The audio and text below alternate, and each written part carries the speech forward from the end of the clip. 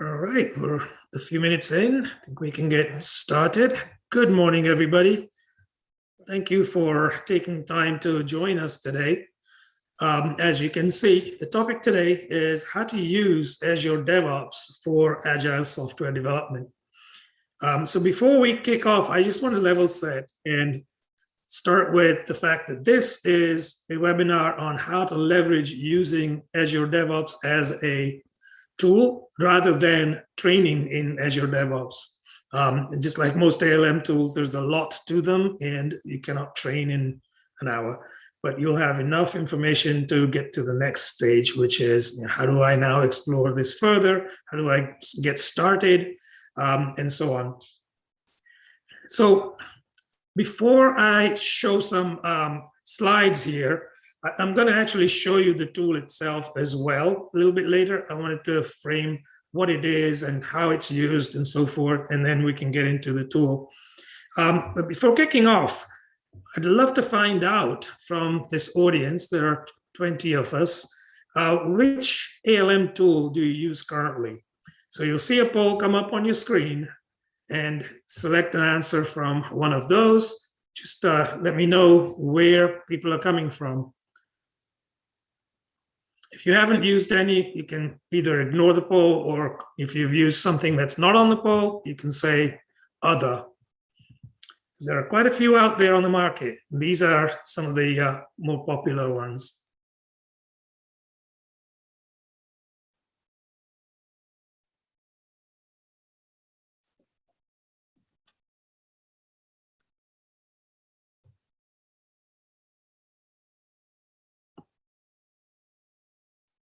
Okay, looks like everybody has answered.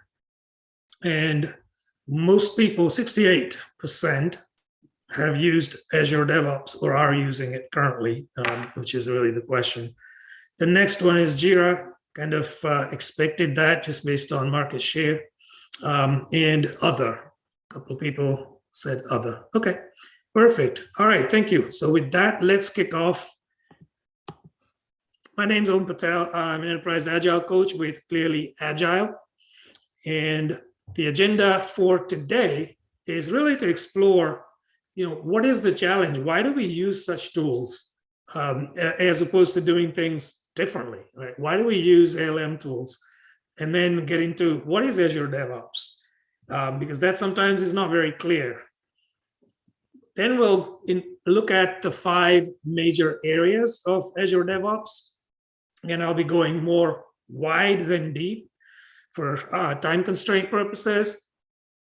Is it worth using Azure DevOps specifically? And my purview will be limited to Azure DevOps today, but does it work, right? So at that point, we'll get into the tool. Let's see it. We'll explore some areas of it. I'll show some real examples and then next steps. If that sounds reasonable, we can proceed. So why do we use tools like Azure DevOps, specifically in this case, Azure DevOps itself? But what is the challenge?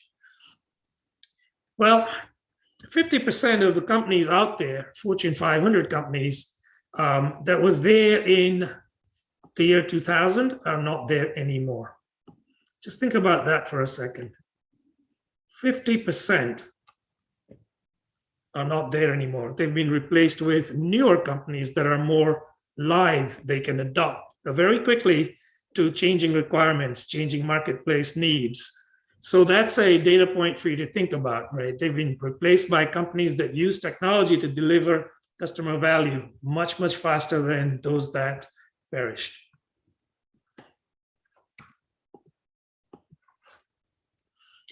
So what we need to do is, product innovations need to reach customers quickly and also be there for them. And as more and more things are going to the cloud, availability is, accessibility is paramount. However, there's a problem here, which is the software delivery paradox. Speed versus control gets in the way of innovating things. While we're innovating, we're going faster, but going faster gets us to kind of step over ourselves, right? Reliability suffers. You want greater reliability, then more control has to be exercised, which means you're not innovating fast enough. So how do we do both? That's where tools like Azure DevOps come in. And by no means is this the only tool out there, as we saw from the poll. But specifically for Azure DevOps, let's start with, what is it? What is Azure DevOps? It's confusing if you look at collateral out there from different sources. DevOps is a buzzword that is being used everywhere. So I wanted to level set here. Azure DevOps is leveraging that word DevOps, which is really a union of people, processes, and products that enable an organization to deliver value continuously to their customers. So with that definition, we'll move forward. Azure DevOps allows you to innovate at scale and deliver with confidence.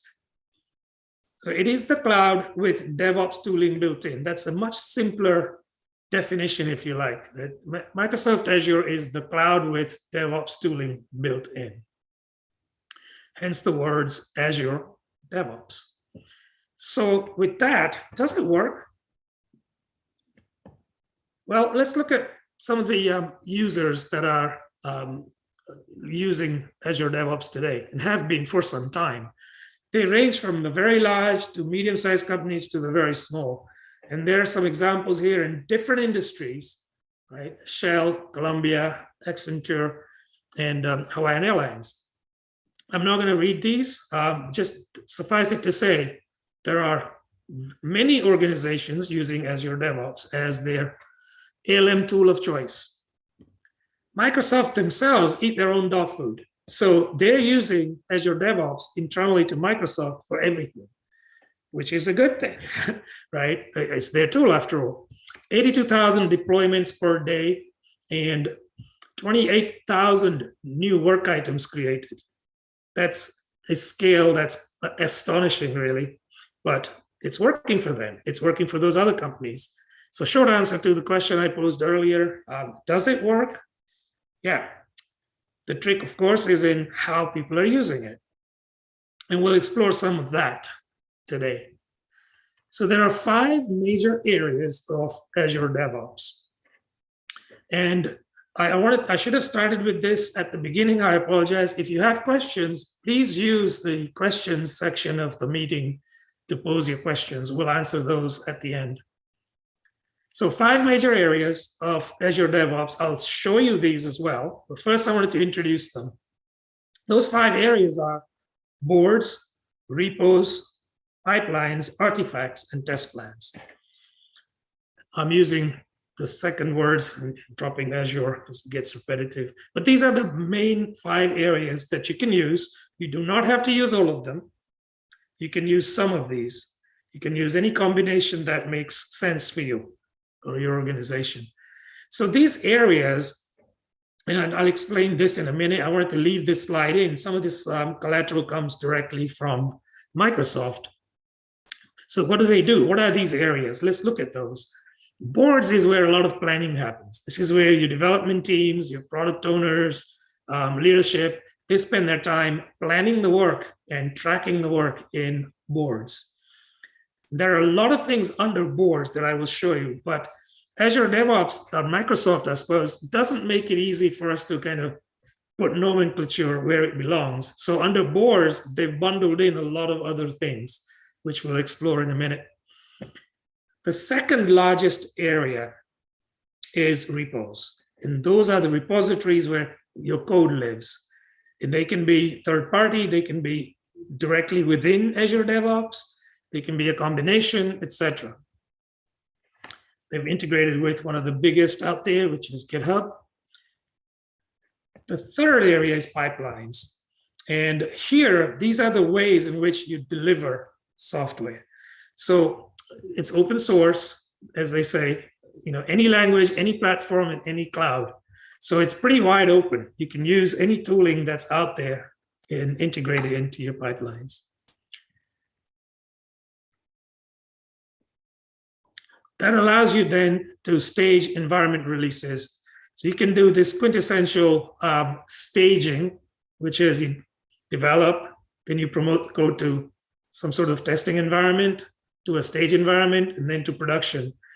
How quickly that happens is entirely up to you. Azure DevOps as a tool allows you to do that in a staggered way, or in a streamlined way, or in parallel. It's just what the environment necessitates at the time and what the appetite is of the organization for that.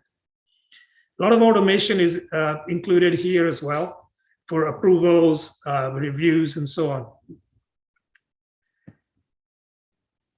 Artifacts allow you to share your code in an expeditious manner and publish from any pipeline. And then test plans are self-explanatory. That's where test scenarios, test cases, etc., are created and tracked. So those are the 5 areas. So with those 5, let's continue.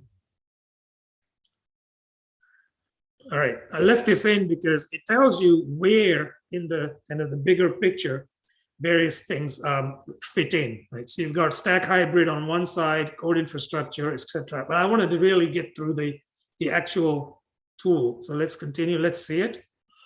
In order to see it, I'm going to share a different window. So bear with me just 1 second.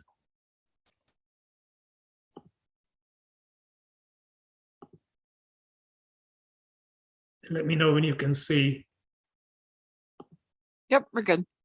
Okay, perfect. Thank you. Okay, so when you first open Azure DevOps, you see a landing page or an overview page. This is a real project, by the way. So nothing in here has been created for the purpose of this webinar. Everything here is real. These are the 5 areas that I mentioned. Microsoft calls them services. And if you subscribe to all of them, you can then selectively use them, turn these on or off as your need dictates.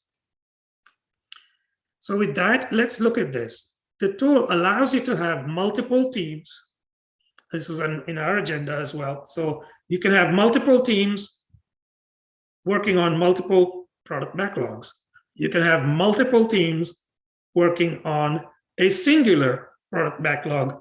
If you're delivering a product that has different areas, you can have many teams that work on different areas. And a team member doesn't have to be dedicated to just one team.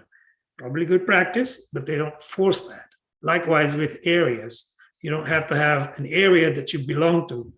Now that said, there is a default, which means a team member belongs to a default team. There's the concept of a default team. But you can have teams, varied teams. For example, there are 3 here in this particular project, internal, external, etc. You can add in here teams that you need for your own use. Like, for example, I could add a leadership team in here, and they could come in here. They may not be able to change work items or code repos or anything like that, but they can look at plans. They can look at dashboards, for example. So there's no limit to how many teams you can have. You need to plan this through, and I'll have some more words to share around the planning piece of it a bit later. So let me just introduce the tool to those that haven't used it, and you've got these areas that I mentioned. Azure DevOps allows you to extend the functionality that comes out of the box, so to speak, right? It's a cloud tool. There's no box, but these are the 5 that come with the tool. There's an overview, and then the other 5, boards, repos, pipelines, test plans, artifacts.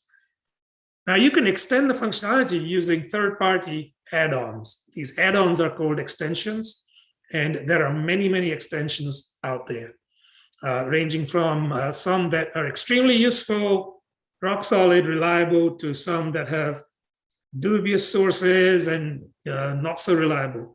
So that's where, as they say, caveat emptor, you've got to really comb your way through and figure out what it is that you need. Which then begs the question, how do I know if I put an extension in here to do something, how do I know if it's any good? Well, it would be prudent to not put it into a live environment. So you can create your own Azure DevOps instances. Now, assuming that you're going in from scratch, before you even subscribe to Azure DevOps, which means you pay Microsoft to be able to do these things, you can create your own Azure DevOps instance for free. And that instance allows you pretty much all functionality. I'd say probably 95% of the functionality that you get with the paid product, you have access to in the free product, which is awesome. The only caveat there is that you're limited to 5 users. So you can have only 5 team members. You can have many teams, but you can't have too many team members. Other than that, you have everything available. That's the place to test out new extensions. And if it doesn't work, you can easily remove it from there, and it's in a safe environment. So I just wanted to point that out, that you can actually create these. You can do that just with an email address as a personal space, if you like. So with that, let's continue a little further. There are some settings I wanted to share. So we'll look at those first. There are ways that you can do things in Azure DevOps that are kind of more at the team level. So here, one thing springs to mind, and that is, how do you handle bugs in your ALM tool? Do you put bugs in the backlog? Do you not? Do you attach bugs to the stories or product backlog items that they belong to, etc.? So there are quite a few options there. And Azure DevOps allows you to do that. They allow you to pick at the team level. So again, it's not global, it's just at the team level. So if you focus your attention at the bottom, it says working with bugs. There are 3 main ways of working with bugs in Azure DevOps. Manage with requirements. So they will appear on the boards along with all the other work items, your user stories and so on, features, etc. They can be managed with tasks. So they appear as tasks, or you can create tasks for bugs. And then the last option here is they're not attached to anything. So it's up to you to figure out how to manage it. When I say up to you, I mean it's probably a team level decision, because this is at the team level. It's under team config.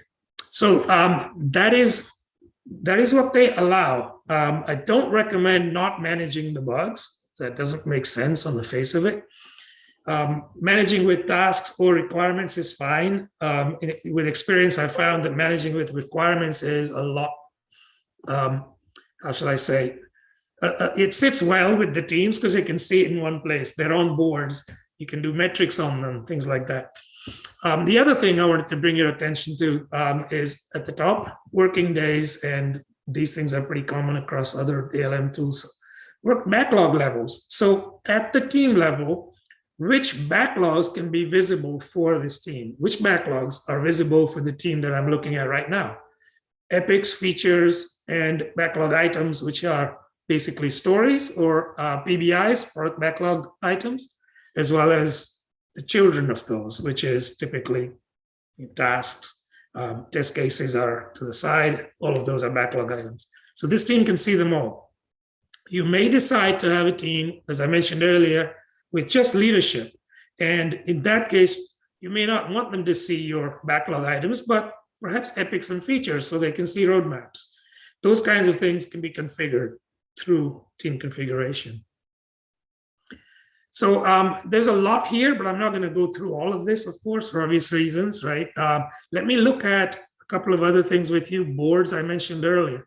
So under the boards area, they've put in a lot of things. Not all of these things are native to Azure DevOps.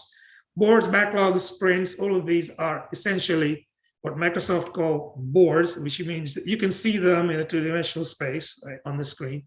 But then you can extend the functionality with add-ons and extensions like Portfolio++. Or there's another one, appears to do the same sort of thing. Portfolio plans, different product. It's in beta. Calendar, an estimation, spec map. These things are basically extensions. Now I'll show you some other extensions a bit later that you can really use to extend the functionality even further. With extensions though, I find that an iterative approach is best. Try 1 or 2, try them for a few sprints, 2 or 3 sprints at a minimum, to see how they really persist, how they work for you, because downstream impacts aren't immediately visible. So keep it around for a bit and then see how the team likes the functionality. And you can leave it in or take it out. One other word about extensions while we're on that is not all extensions are free. Some really useful ones are. But by the same token, some of the other ones that are paid for are not that useful. It just depends because it's a marketplace, right? So you've got to make your own decisions up there. Okay, so with that, let's look at some things. I promised that I would do that. So let's go in here and look at boards first. I'm going to collapse this so you can see it bigger. So here's an example of a board. This is a board for a team. And you can see some things that the team has done to kind of customize it. So every board will have a new column because things are born new. And at the other end of the spectrum, every board will have a done column right at the end. But in between, those things are up to you. So here, this team has said, well, we're going to use in progress to mean in progress, but then before we're done, we'll have a stage gate for PO review.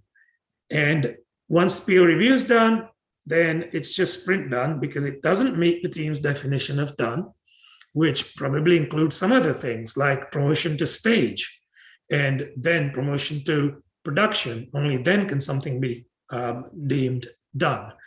So all that to say, you can make the workflow suit you. You don't have to suit your workflow according to, you don't have to mold your workflow according to the tooling, right? You can change the tooling to suit your workflow. This may look a little like a Kanban board, and it can be a Kanban board. So on that, Azure DevOps supports many different ways of working, Kanban being one of them. Scrum is another one. You can change these processes, as they're called, in Azure DevOps using templates. There are built-in templates that say, let's have a new, let's have a done, let's have in progress. That template could be expanded further, as this team has done, with in review, business defined, etc., ready for a sprint, because that's how they want to work. So you can mold the workflow to suit your need. Likewise, with what appears on a board, what appears in terms of the work items, that's also something that you can select. So here, all the blue icons represent product backlog items, but then on a given card, what appears is also configurable, other than the mandatory items like the reference number or ID, as well as some sort of description. But then you can design the rest of the card to suit your team, state, kind of makes sense, tags, etc. Tags are very, very powerful in Azure DevOps. They're used to simply earmark or tag something, and the team can develop many different ways in which they use tags. The biggest benefit of using tags is not only that you can put a tag on something to show what it is, set it apart from everything else around it, but you can write queries to fetch all items that have that tag.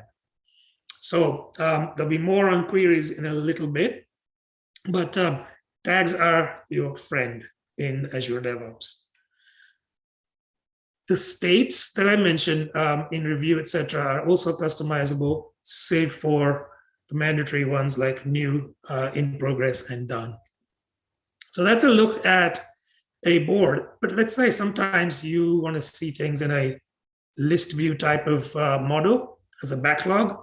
Any board can be looked at as a backlog, and any backlog can be looked at as a board. So right now I'm showing a board, but if I want to see this as a backlog, just view as backlog.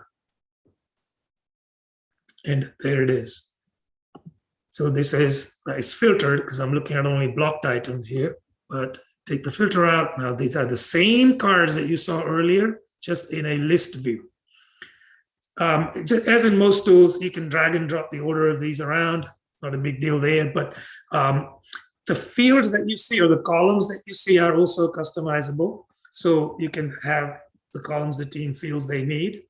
There are literally hundreds and hundreds of columns to select from.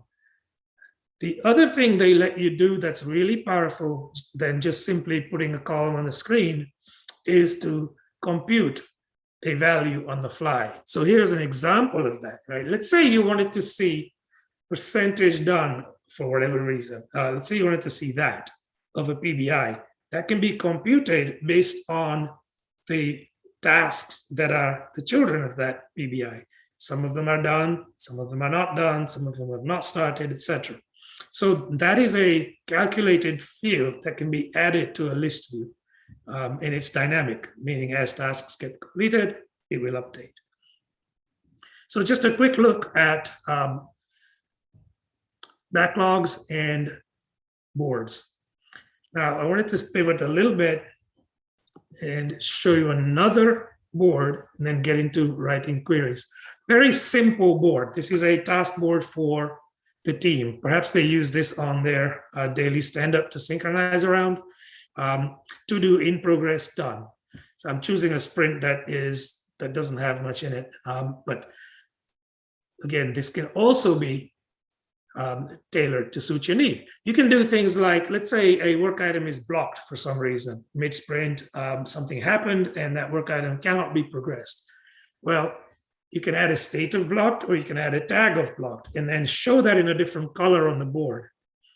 You can also display that on the dashboard. I'll show you a little bit of that in a few minutes. So from there, I mentioned queries. So I'd like to pivot to that. Queries they range from very simple to quite complex. And when I say that, what I mean is there's a natural sort of intuitive language built in that allows you to write queries. And I'm going to write one here with you. So we'll click on new queries, pre-fills that for you. Work item type equals anything. Well, I don't want anything. I want product backlog items. So just that.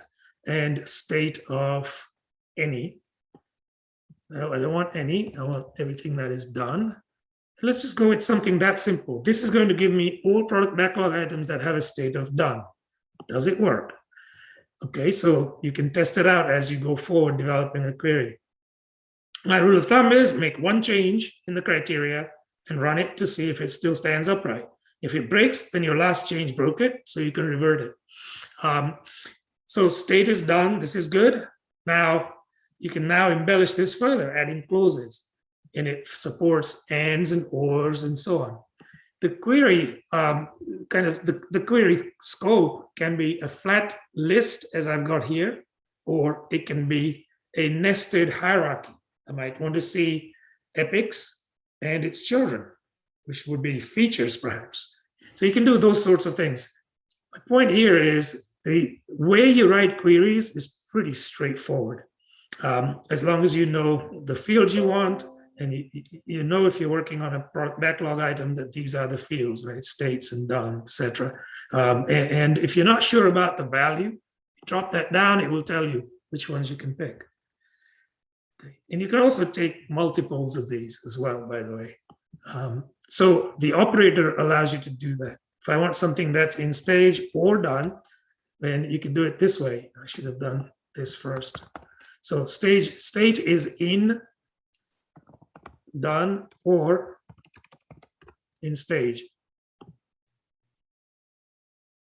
And that query is legit. It ran. It gives me done. I don't have any in stage, so that doesn't make sense. But yes, so that's how you would do this. Conditions and values. Straightforward enough to write queries. How are we doing on time? Okay, perfect. We're on track. Okay, so that is that. Now let's look at something else. Let's look at dashboards. And I wanted to show you some dashboards. Dashboards are specific to individual teams or projects. So you can have dashboards that go from one team to the next, and or you can have a dashboard that goes across the whole project. There are benefits to doing one versus the other, as you might surmise from the descriptions. Many teams, each team can have their own dashboard. Indeed, they can have multiple. So a given team might have a general dashboard for themselves as a team, where you have work items for a sprint, how things are progressing. Perhaps you'd like to highlight risks on that dashboard. But then there might be another dashboard focusing specifically around testing and QA work.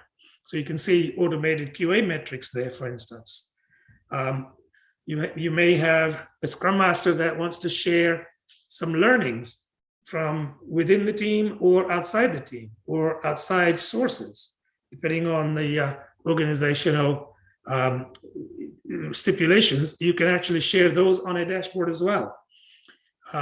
You can share dashboards with leadership that they can come and look at and know exactly what's going on.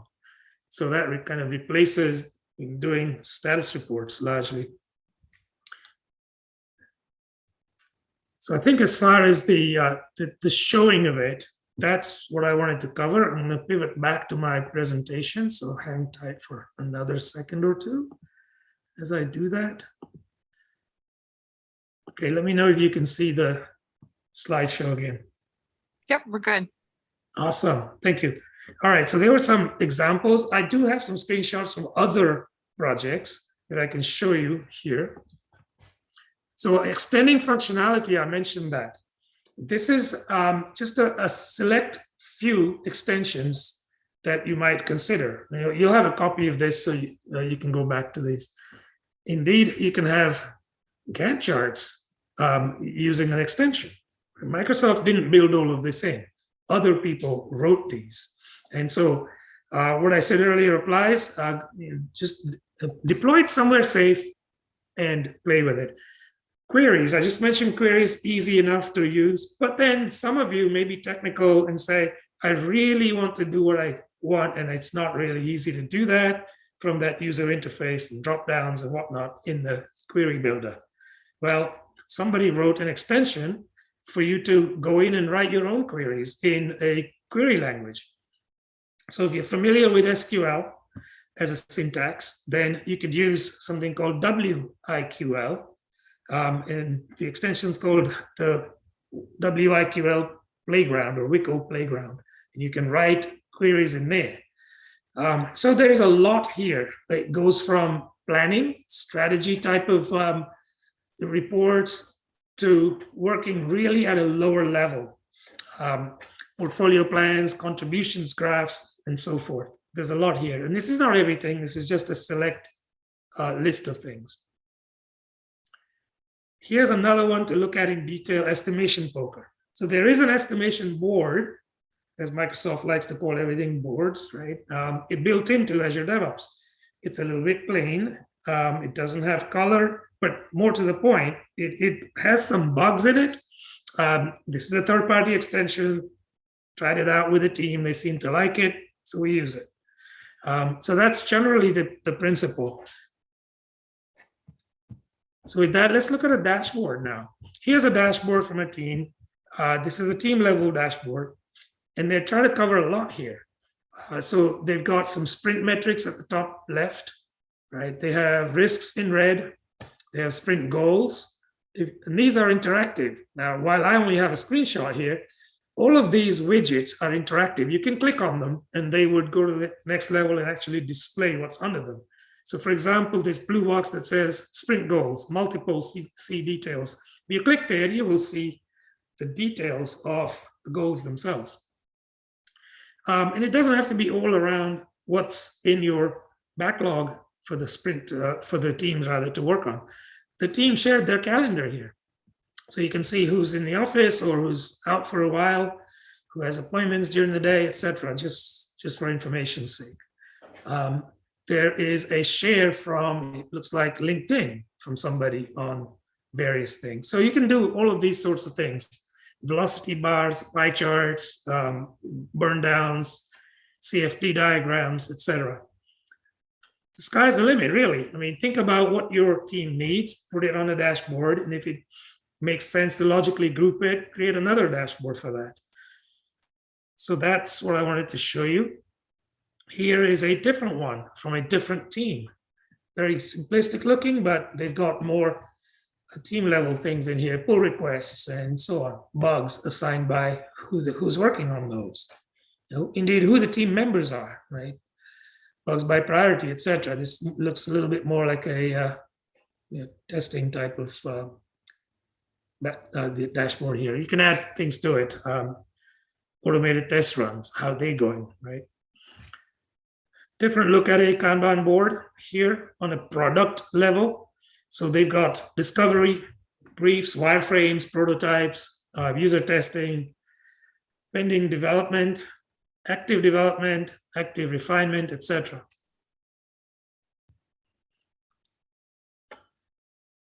Azure DevOps has a very rich wiki built into it. And you get that even on your free version. So you can play around with that. This team looks like they're using their wiki quite extensively to hold their definition of ready, done, any organizational holidays, anything you'd like to share with the team as an informational radiator. So I've selected to look at team working agreements. The team worked on those and they put them here so they're available for people to see.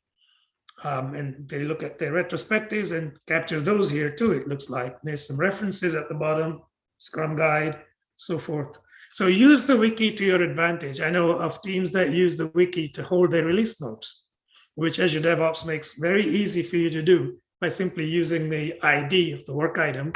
It will expand it out. So you can put that on a list, one per line, and it will expand that out. And it can be formatted however you need to. So there's a lot here. Going back to queries, there is another example. This is just showing you the natural language syntax at the top, but the WYCL language at the bottom. So those of you that are technical and know SQL, you've recognized the select from where, etc. Very SQL-like.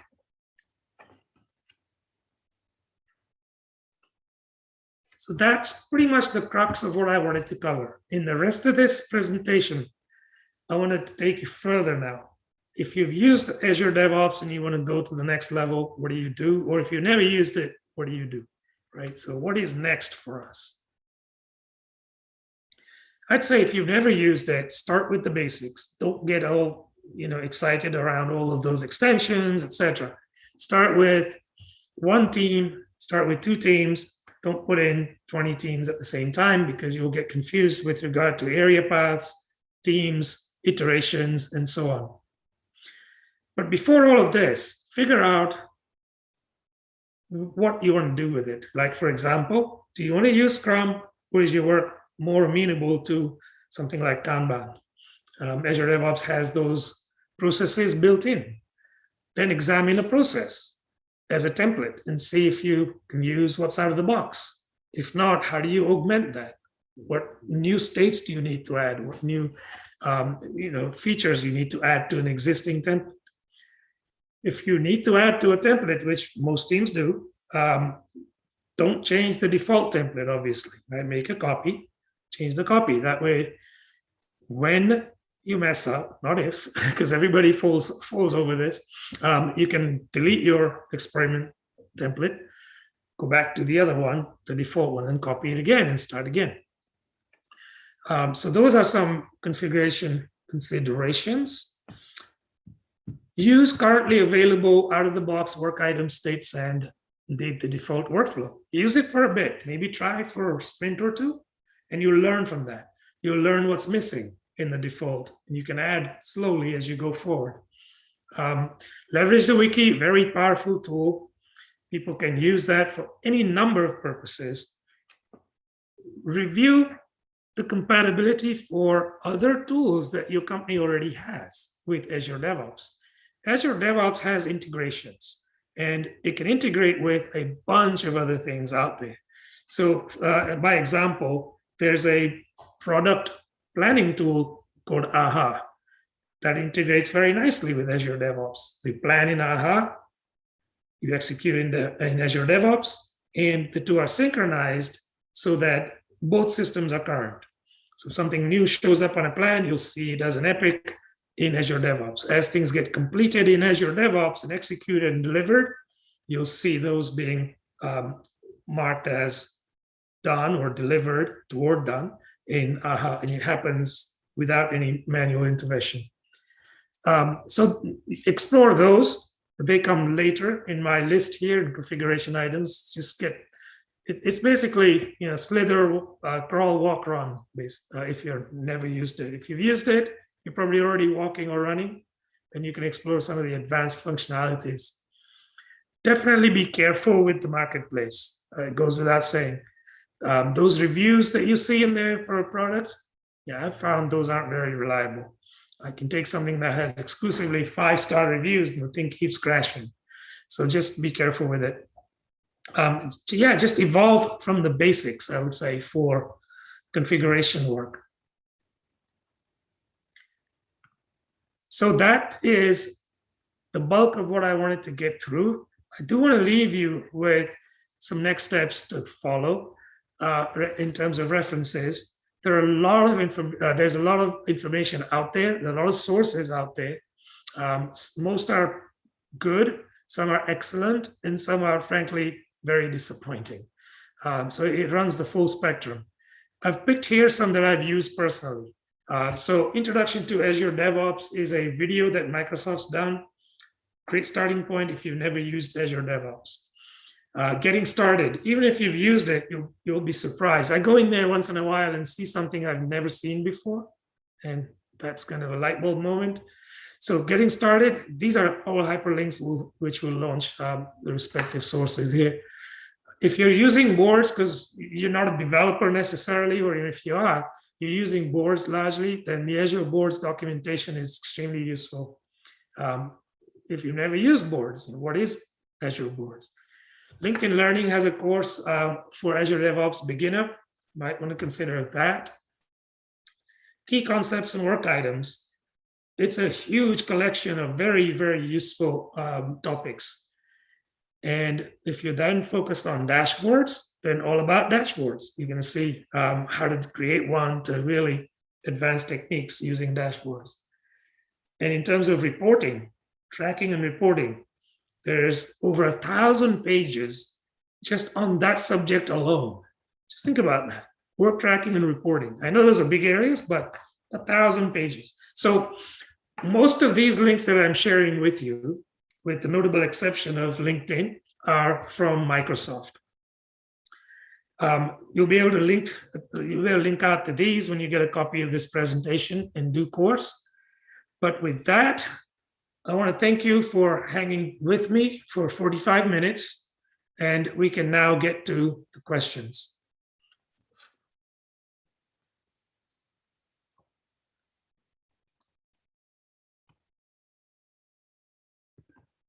I don't know if I can see them, Ashley. Are you able to see questions? I don't think anyone has added any yet. So there is an option for the Q&A, or you can throw them into the chat, I believe, if you have any.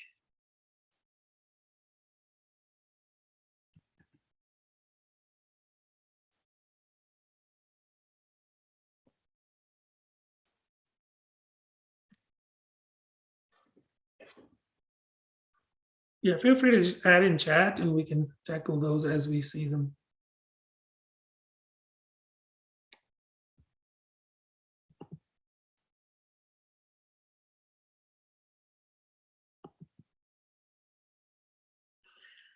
Okay, I see a question now. Burn downs. Yes, we do cover burn downs in other classes. So what is that in context? Okay, so burn downs can be looked at to see how you're progressing along the work that's planned.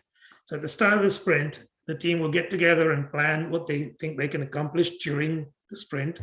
They make a commit to that. And as you're progressing every day through the sprint, you can see if you're more or less on track or not, how much work have you burned down. So by the end of the sprint, you can complete the planned work. So that's a sprint burn down. There are other types of burn downs as well. Again, we do look at those in other classes. You can burn down tasks. You can burn down the number of stories or PBIs. It just depends on what the team wants to do. I see another question. What is one must-have extension you recommend? That's a good question. I think it depends on your pressing need, really. For me personally, the one extension I just cannot live without is the estimation one, because the default one that's built in, yeah, that's a lot of pain. It has bugs in it, so it crashes. I mean, when it crashes, you lose your estimates, and the team starts again, which defines waste, right? And frustration builds. So that one I would say is a good one to install and try out. Would PBIs, there's another question, would PBIs added to a leadership board be viewable by members of other boards? So the answer to that question in general, which items are viewable with which team members, that is entirely up to the team to figure out, right? But the tool doesn't restrict you, is what I'm saying. So you could say, okay, with leadership, we want to add PBIs and make them visible to leadership, or not. We just want them to see the parents of these PBIs, which are higher level features. Right? Just need of the hour dictates that. So yeah, you can set it up one way or the other. Members of other boards is another story though. Members of other boards.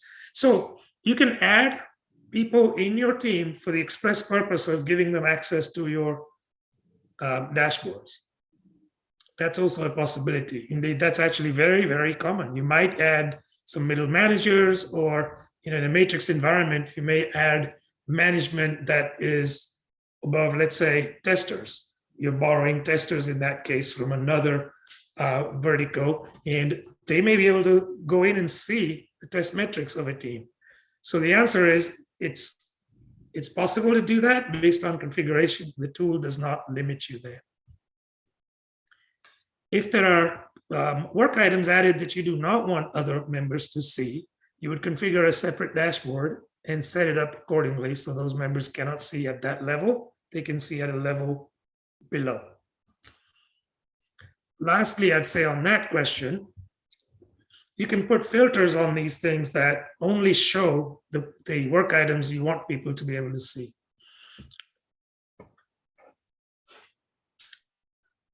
We had one, I think we missed it. A couple came in at the same time, but the most useful reports are built-in dashboard widgets. Aha, yes, I did miss that. Most useful reports or built-in dashboard widgets. Built-in dashboard widgets, the biggest one is the sprint itself, because that will tell you how much, where you are, how many people are in the sprint. If somebody's got time off, that's reflected there as well. So the capacity, I guess, is what I'm getting at. The capacity is displayed there. And the most useful report, there are reports directly as such from Azure DevOps. I use dashboards for that. And the most useful one for me is sort of like that general one that I showed earlier that shows risks, impediments, and progress. Where are we? So that it's your say-do ratio. We said we're going to do 10 PBIs for 50 story points. It's day 3. Where are we? How are we tracking? You can see that. And so I'd say it's something like that would be a must-have, because you're going to get asked that by your team, by your leadership. You need to know that yourself, no matter what your role is. Where are we, right? That's the question that gets answered with a dashboard like that. In terms of widgets, yeah, the sprint widget is probably the most useful in my estimation.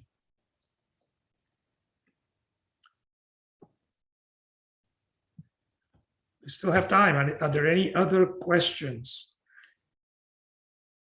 If you're interested in learning more about Azure DevOps and really getting into depth for these kinds of functionalities, then yes, we can organize a separate, deeper session for that. Just let us know that there is interest there. If there are no other questions, then just beware that there is going to be another webinar from CA next month. Topic will be posted in the next few days. So you can look for that announcement to come out. It will be on social media. Thank you very much, everybody. Really appreciate your time today, and hope you got some value out of it.